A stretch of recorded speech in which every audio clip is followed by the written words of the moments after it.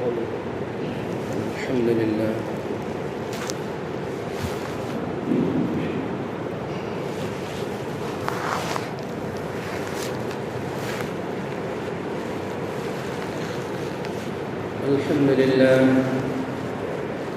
الحمد لله الذي هدانا لهذا وما كنا لنهتدي لولا أن هدانا الله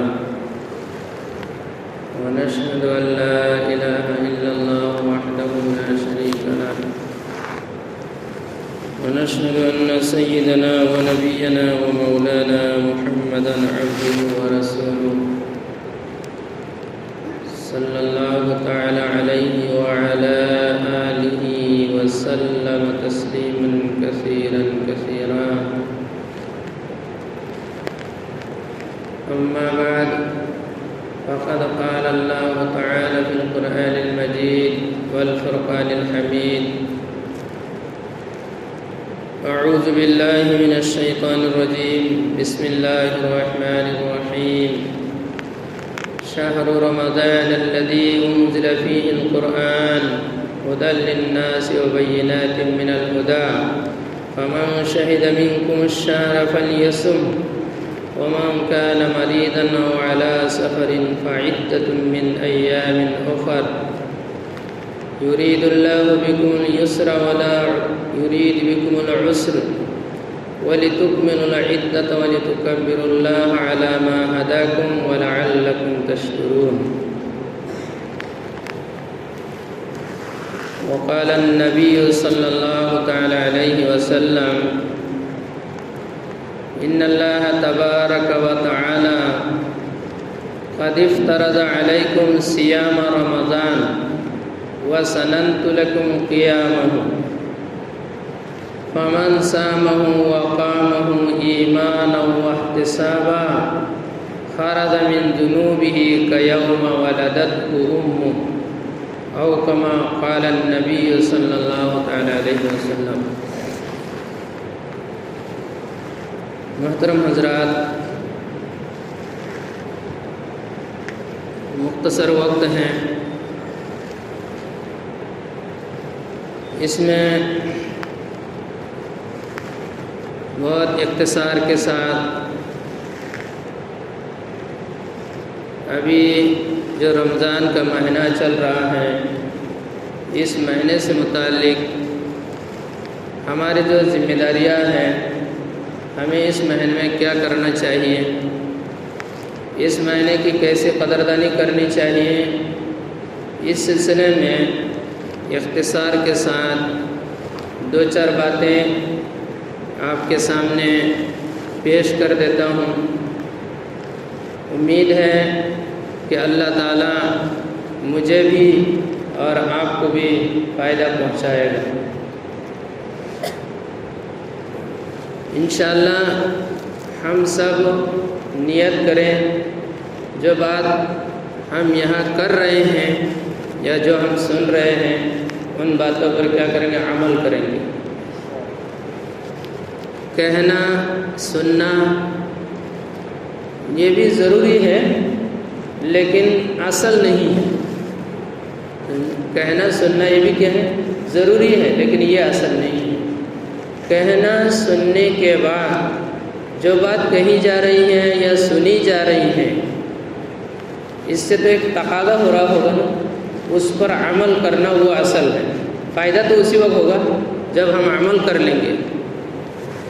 صحیح ہے، جب ہم عمل کریں گے تبھی تو جا کے فائدہ ہوگا. مان لیجیے مثال کے طور پر ہم رمضان کی فضیلت تو سن رہے، روزے کی فضیلت سن رہے، روزے کی فضیلت بیان کر رہے، بتا رہے ہیں، لیکن عمل نہیں کر رہے، کیا کچھ فائدہ ہوگا؟ اصل تو روزہ رکھنا ہوگا نا، روزہ رکھنا ہوگا. تو نیت کرے کہ انشاءاللہ ہم جو کہیں گے یا جو سنیں گے اس پر انشاءاللہ عمل کریں گے انشاءاللہ. اللہ تعالی ہم سب کو عمل کی توفیق عطا فرمائے. دیکھیے، اللہ کا ہمارے اوپر ہمارے اوپر سے مراد امت محمدیہ، ہم جو دنیا میں آنے والی جتنی امتیں ہیں ان تمام امتوں میں ہم سب سے آخری امت ہیں، ہم آخری امت ہیں۔ آخری امت ہونے کا مطلب یہ ہے کہ آخری امت کس کو کہتے ہیں؟ جو سب سے آخری نبی کو مانتے ہیں۔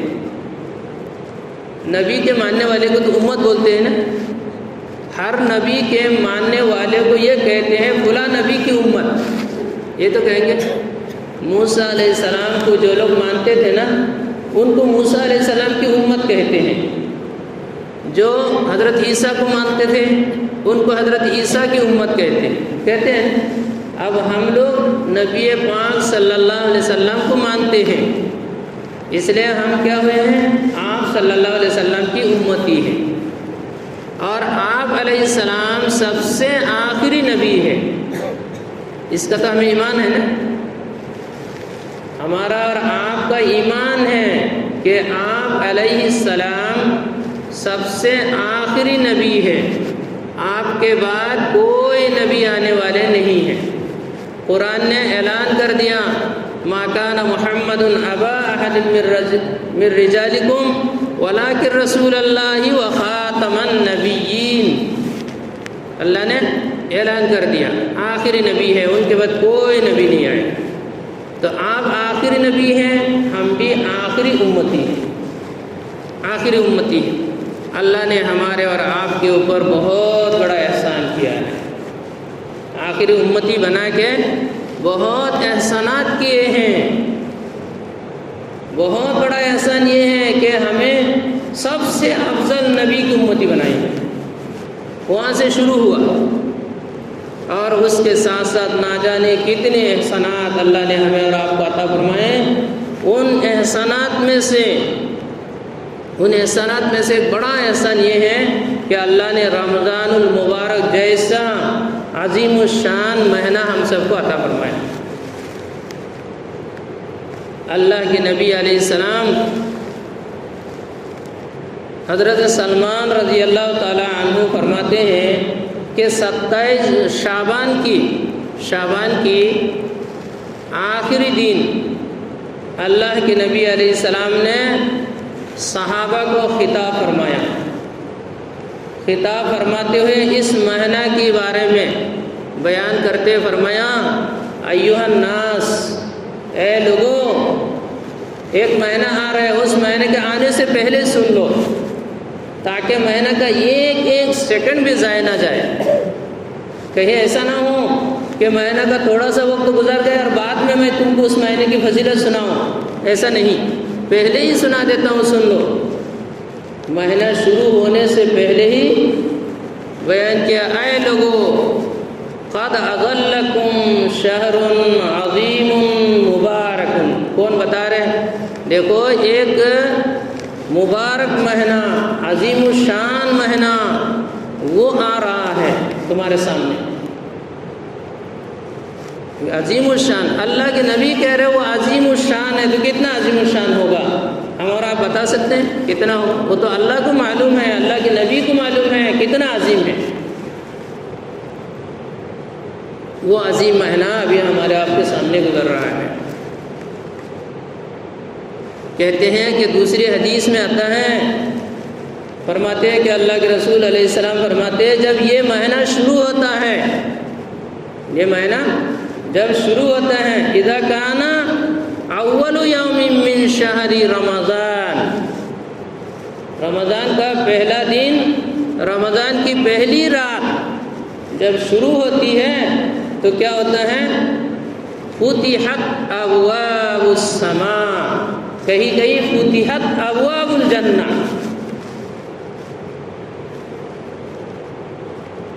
مہینہ کے آخری رات چاند نظر آتے ہی آسمان کے سارے دروازے کھول دیتے ہیں۔ کیوں؟ رحمتیں نازل ہونے کے لیے، برکتیں نیچے آنے کے لیے۔ اور دوسری روایت میں جنت کے دروازے کھول دیتے ہیں۔ جنت کے دروازے کیوں کھول رہے ہیں؟ جنت میں داخل ہونے کے لیے نا، جنت تو ہمارے اور آپ کے لیے بنائی گئی ہے، تو اس کے دروازے کھول دیتے ہیں اس مہینے میں، تاکہ آدمی عبادت کر کے زیادہ سے زیادہ جنت کے اندر داخل ہو سکے۔ اور آگے فرماتے ہیں وَغُلِّقَتْ أَبْوَابُ النِّيرَانِ، دوزخ کے سارے دروازے بند، دوزخ کے سارے دروازے بند کر دیتے ہیں۔ دیکھیں کتنا وہ ہو رہا ہے۔ اللہ اگر زندگی بھر کے لیے دوزخ کے دروازہ بند کر دیتے تو ہم چاہے جتنی بھی شرارت کرتے پھر بھی گھوم گھوم کے جنت میں ہی جاتے۔ تو رمضان کا مہینہ اتنا عظیم مہینہ ہے کہ چاہے کچھ بھی کر لو لیکن جنت کا جہنم کا دروازہ بند، دوزخ میں آدمی نہیں جائے، دوزخ کا دروازہ بند کر دیا۔ دوزخ میں لے جانے والا جو ملعون شیطان ہے اس کے بارے میں کیا آتا ہے؟ وَسُلْسِلَتِ الشَّيَاطِينِ یا سُفِّدَتِ الشَّيَاطِينِ، شیطان کو قید خانہ میں بند کر دیتے ہیں، تاکہ اتنا عظیم مہینہ، اتنا مبارک مہینہ جس کے ایک ایک ساتھ میں عبادت کر کے بندے جنت میں جا سکتے ہیں، اس مہینے میں شیطان انسان کو وسوسہ میں ڈال کر گناہ میں مبتلا نہ کر سکے۔ تو شیطان کو ادھر قید خانے میں بند کر دیتے ہیں۔ اس طرح کہنے کا مطلب یہ ہے، حدیث شریف کے اندر اس مہینے کی اتنی فضائل بیان کی، اتنی فضائل بیان کی ہیں، کہنے کی نہیں ہے، ہم بیان نہیں کر سکتے ہیں۔ اللہ نے اس مہینہ کو انتخاب کیا اپنی کتاب قرآن مجید کو نازل کرنے کے لیے، یہ بھی اس مہینے کی فضیلت ہے، بڑی فضیلت ہے۔ کہتے ہیں سب سے افضل کلام، سب سے افضل کلام جو ہے وہ اللہ کی کتاب قرآن کریم ہے۔ اس کتاب کو اللہ نے سب سے افضل نبی پر اتاری ہے اور سب سے افضل فرشتے کے ذریعے سے اتارے، سب سے افضل مہینے میں اتارے، سب سے افضل رات میں اتارے۔ ان سب کا انتخاب کیوں کیا؟ اس مہینے کی فضیلت کو بتانے کے لیے، اہمیت کو بتانے کے لیے کہ دیکھو یہ مہینہ بہت اہم اور بہت فضیلت والا مہینہ ہے۔ اس مہینے اسی حدیث میں جو وہ طویل حدیث جس میں آپ صلی اللہ علیہ وسلم نے خطبہ دیا تھا، اسی حدیث میں آگے آتا ہے کہ یہ مہینہ ایسا ہے کہ فیہ لیلۃ خیر من الف شہر، کہہ رہے اس مہینے میں ایک رات ایسا ہے کہ یہ رات ایسی ہے کہ اس میں اگر کوئی آدمی عبادت کر لے تو 1000 مہینے کی عبادت سے افضل ہے۔ 1000 مہینے عبادت کر کے ایک آدمی اتنا ثواب حاصل نہیں کر پائے گا جتنا ثواب اس مہینے کی ایک رات میں کر لے گا۔ وہ ایک رات کون سی ہے؟ لیلۃ القدر، لیلۃ القدر جو ہم لوگ بولتے ہیں، لیلۃ القدر اتنا ہے۔ قرآن نے خود بھی بولا انا انزلناہ فی لیلۃ القدر، آگے لیلۃ القدر خیر من الف شہر، 1000 مہینے سے بہتر ایک مہینہ، ایک رات ہے۔ اس میں اتنا عظیم شان ہے کہ کہتے ہیں کہ اس مہینے کی ایک نفل، اس مہینے کے ایک نفل عبادت کا اتنا ثواب ہوتا ہے کہ اس مہینے کے علاوہ میں ایک فرض عبادت کرنے کے برابر ثواب مل جاتا ہے۔ ایک فرض کا کتنا ثواب ہے یہ تو ہم سن رہے ہیں نا، ایک فرض کے برابر ثواب۔ ایک فرض کا کتنا ثواب ہے؟ روزہ کے بارے میں اگر ہم دیکھیں، ایک فرض روزہ، اس کا کتنا ثواب ہے؟ ایک حدیث شریف میں ہے کہ اللہ کے نبی علیہ السلام فرماتے ہیں جو آدمی رمضان کے مہینے میں بلا کسی عذر رمضان کی ایک روزہ توڑ دے، سن رہے نا، جو آدمی بلا عذر رمضان کا ایک روزہ توڑ دے ایک فرض، ایک روزہ توڑنے کا مطلب ایک فرض ہو رہا ہے نا، ایک فرض روزہ توڑ دیا کسی نے اور آگے پھر زندگی بھر اس روزہ کی قضا کرتا رہے، زندگی بھر روزہ رکھے اس ایک روزہ کی قضا کرنے کے لیے۔ حدیث شریف میں آتا ہے کہ اللہ کے نبی فرماتے ہیں لم یقضہ صوم الدہر وإن صامہ، اگر زندگی بھر بھی روزہ رکھ لے تب بھی اس ایک روزہ کا ثواب تو اس کو نہیں ملے گا۔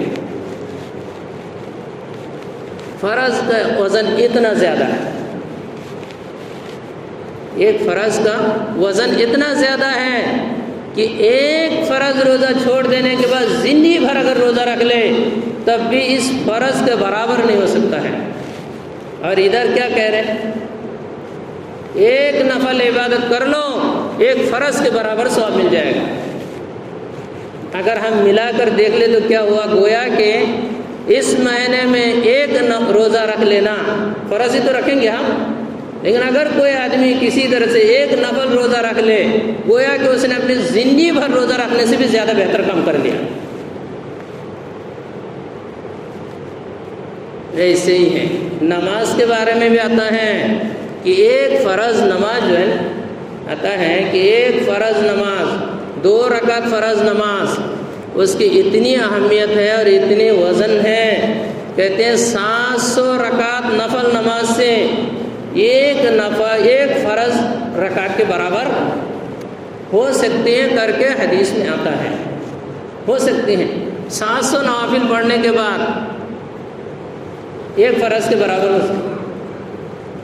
آپ بتائیے کتنی اہمیت کے ساتھ کہہ رہے ہیں، من تقرب فیہ بخصلۃ کانا کمن ادى فریضۃ فیما سواہ، جس نے اس مہینے میں ایک نفل عمل کر لیا اس نے گویا کہ ایک فریضہ ادا کر لیا، اور ومن ادى فریضۃ فیہ کانا کمن ادى 70 فریضۃ فیما سواہ۔ وہ طویل تقریر ہے اللہ کے رسول علیہ السلام کی، ایک لمبی تقریر ہے، اس میں فرما رہے ہیں ایک فرض جس نے ادا کیا رمضان میں اس نے گویا کہ 70 فرض ادا کر لیا۔ اتنی اہمیت کے ساتھ اللہ کے رسول علیہ السلام نے اس مہینے کی فضیلت بیان کی ہے۔ ہمیں اللہ تعالیٰ نے اس مہینے کو عطا فرما کے ہمارے اوپر اللہ نے بہت بڑا احسان کیا ہے۔ ہم اس مہینے کی قدر کریں۔ یہ مہینہ ہمارے ہاتھ سے 1 دن 2 دن 3 دن کر کے گزر جائے گا، اور اگر ہم نے اس میں کچھ نہیں کیا مہینہ تو گزر جائے گا، افسوس کریں گے فائدہ نہیں ہوگا۔ اس لیے جب ہمارے پاس موقع ہے تب اس موقع سے فائدہ اٹھانے کی کوشش کریں۔ جو ایام گزر گئے، آئندہ جو ایام ہیں ان میں ہم کیا کریں، خوب اہتمام سے عبادت کریں۔ اللہ کے رسول علیہ السلام 4000 آدمیوں کی طاقت تھی ان کو، حدیث میں آتا ہے 4000 مردوں کی طاقت اللہ نے عطا فرمائی تھی اللہ کے رسول کو۔ اس کے باوجود رمضان مہینے میں اتنی محنت کرتے تھے، اتنے مجاہدے کرتے تھے کہ کہتے کہ آخر مہینے تک میں آپ صلی اللہ علیہ وسلم کے چہرہ مبارک میں تغیر آ جاتا تھا۔ اور ہم تو الحمدللہ رمضان مہینے میں اتنا کھاتے ہیں کہ رمضان کے آخر تک میں ہم موٹے ہو جاتے ہیں، ہوتے ہیں نا۔ کھانا سونا ہمارا کام رہ گئے ہیں۔ ایک پہلے سے پلان ہے، رمضان کے مہینے ہے، روزہ رکھنا ہے، اس لیے کام کاج تھوڑا سا کم کرنا ہے۔ جو لوگ کام کاج والے ہیں وہ بھی کام ہلکا کرتے ہیں، لیکن آگے کرتے ہیں کیا، سو کے گزارتے ہیں۔ بھوک لگے گی، دن بھر کھانا نہیں کھاتے ہیں، بھوک لگے گی اس لیے سو جاؤ، سوتے ہیں۔ سحری کھاتے ہیں، لیٹ جاتے ہیں، اور وہاں تک 8-9 بجے 10 بجے تک سوتے ہیں۔ رات میں بھی رات بھر تراویح میں کھڑے ہوئے ہیں، اللہ اکبر الحمدللہ رب العالمین الرحمن الرحیم مالک یوم الدین ایاک نعبد و ایاک نستعین اهدنا الصراط المستقیم والضالین آمین، اللہ اکبر۔ جو امام جتنی جلدی تراویح پڑھا سکے وہ اتنے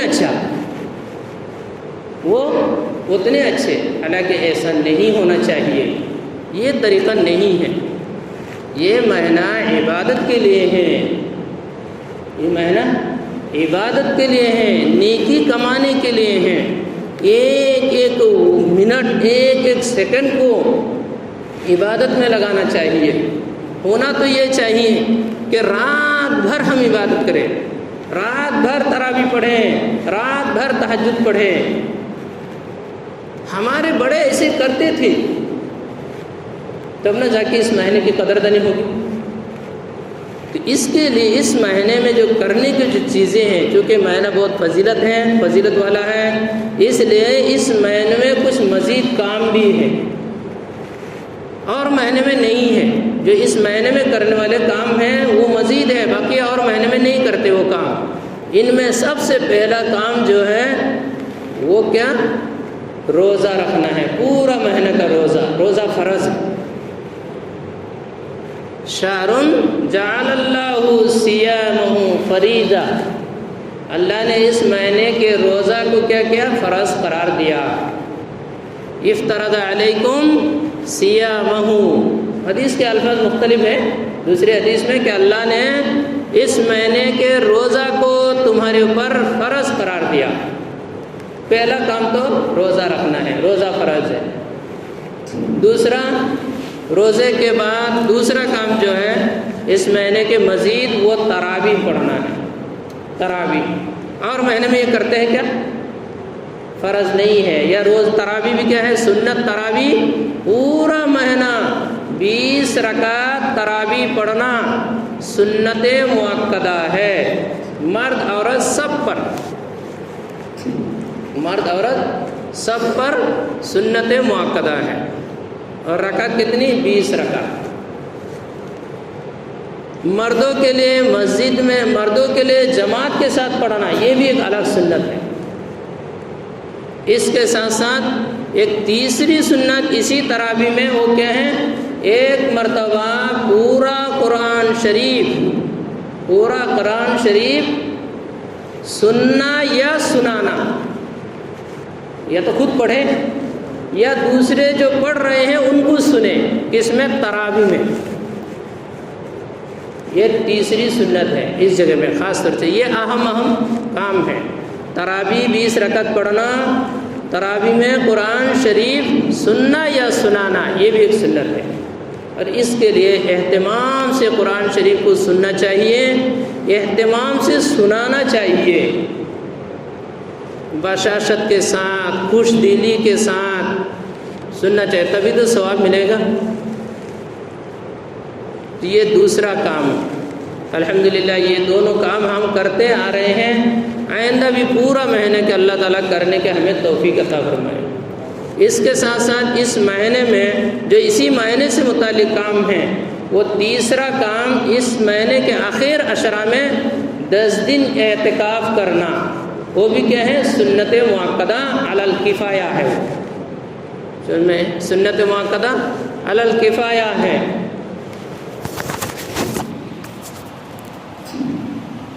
سنت مؤکدہ وہ اعتکاف بھی کیا ہے؟ سنت مؤکدہ، یہ تیسرا کام ہے۔ اور ایک آخری کام جو ہے اسی مہینے سے متعلق ہے، وہ کیا ہے؟ صدقۃ الفطر ادا کرنا۔ جو بھی آدمی صاحب نصاب ہوگا ان پر کیا ہے؟ صدقۃ الفطر ادا کرنا اسی مہینے کی مناسبت سے واجب ہے۔ یہ 4 کام جو ہے نا وہ اسی مہینے سے متعلق ہے۔ اور چونکہ یہ مہینہ بہت زیادہ فضیلت والا مہینہ ہے، اس لیے پورے عالم اسلام میں یہ بات ہے کہ کیا اسی مہینے میں کیا کرتے ہیں؟ اسلام کی جو دوسرا رکن ہے زکوٰۃ، اپنے مال کی زکوٰۃ دینا، وہ بھی کیا کرتے ہیں؟ اسی مہینے میں ادا کرتے ہیں، تاکہ ثواب اور فضیلت زیادہ حاصل ہو۔ ایک فرض ادا کرنے سے 70 فرض کے برابر ہو جاتا ہے، ایک نفل ادا کرنے سے ایک فرض کے برابر ہو جاتا ہے، اور اس کے علاوہ جیسی اخلاص ہوگا ویسی فضیلت میں اضافہ ہوتا رہے گا۔ اس لیے کیا کرتے ہیں؟ زکوٰۃ بھی عام طور سے اسی مہینے میں ادا کرتے ہیں۔ ہم بھی انشاءاللہ اپنی مال کی زکوٰۃ ادا کرنے کی کوشش کریں۔ زکوٰۃ ادا کرنا جیسے نماز فرض ہے نا، نماز پڑھے بغیر کوئی آدمی جنت نہیں جا سکتا ہے۔ ان میں لا الہ الا اللہ پڑھا، ہو سکتا ہے آخر میں پر جائے، لیکن نماز کوئی نہیں پڑھتا ہے دوزخ میں جانا اس کے لیے لازمی ہے۔ اسی طرح سے تیسرا رکن جو ہے اسلام کا وہ زکوٰۃ دینا ہے۔ ہمیں اور آپ کو تو معلوم ہے، نہ معلوم والی بات نہیں ہے۔ اسلام کی 5 بنیاد ہے۔ ایمان، لا الہ الا اللہ محمد الرسول اللہ، اس کا یقین دل میں رکھنا۔ دوسرا رکن نماز، تیسرا رکن زکوٰۃ، چوتھا رکن رمضان کا روزہ، 5واں رکن اللہ اگر مال دے تو بیت اللہ کے حج کرنا۔ یہ 5 رکن اس مہینے کے اندر 4 رکن پر عمل ایک ساتھ ہوتا ہے۔ اتنا اہم، ایسا پورے مہینے میں پورے سال میں کہیں بھی نہیں ہوتا ہے۔ اس لیے اللہ نے ہمیں اور آپ کو موقع عطا فرمایا، اپنی مال کی جو بھی صاحب نصاب ہو یا نہ ہو، ہم مال کا حساب لگائے، حساب لگا کر دیکھیں ہمارے پاس کتنے مال ہے۔ وہ پوری تفصیلات مسائل ہے زکوٰۃ سے متعلق، وہ یہاں بیان کرنے کا بھی نہیں ہے۔ جس کو ضرورت ہے وہ اپنے مسائل پوچھے اپنے امام صاحب سے کہ میرا ایسا ایسا حال ہے، اب میرے اوپر زکوٰۃ فرض ہے یا نہیں، آپ بتائیے، وہ امام صاحب بتائیں گے۔ مسائل کی بات ہوگی نا، آپ کو ضرورت ہے جس مسئلے کی وہ آپ پوچھیں گے ان سے۔ اس طرح ہم اپنے سارے احوال بتا کر امام صاحب سے یا کسی عالم سے، مفتی سے پوچھیں کہ میرے اوپر زکوٰۃ فرض ہے یا نہیں۔ اگر زکوٰۃ فرض ہے تو لازمی طور پر زکوٰۃ ادا کرنے کی بھی کوشش کریں۔ ساری عبادت کرنے کے باوجود اگر زکوٰۃ نہیں دے رہے ہیں، اللہ تعالیٰ کے یہاں پکڑ ہوگی، ہم نہیں بچ سکتے ہیں۔ سخت وعید زکوٰۃ نہ دینے والے کی بھی ہے، جیسے نماز نہ پڑھنے کی سخت وعید ہے نا، زکوٰۃ نہ دینے کی بھی سخت وعید ہے۔ اس لیے زکوٰۃ ادا کرنے کی بھی ہم کوشش کریں گے انشاءاللہ۔ یہ مختصر سی ٹوٹی پھوٹی 2-4 باتیں تھیں۔ اللہ کرے کہ اس پر مجھے بھی اللہ توفیق عمل کرنے کی توفیق عطا فرمائے، اور ہمارے جتنے سننے والے حضرات ہیں ان سب کو بھی عمل کرنے کی توفیق عطا فرمائے۔ وآخر دعوانا الحمدللہ رب العالمین۔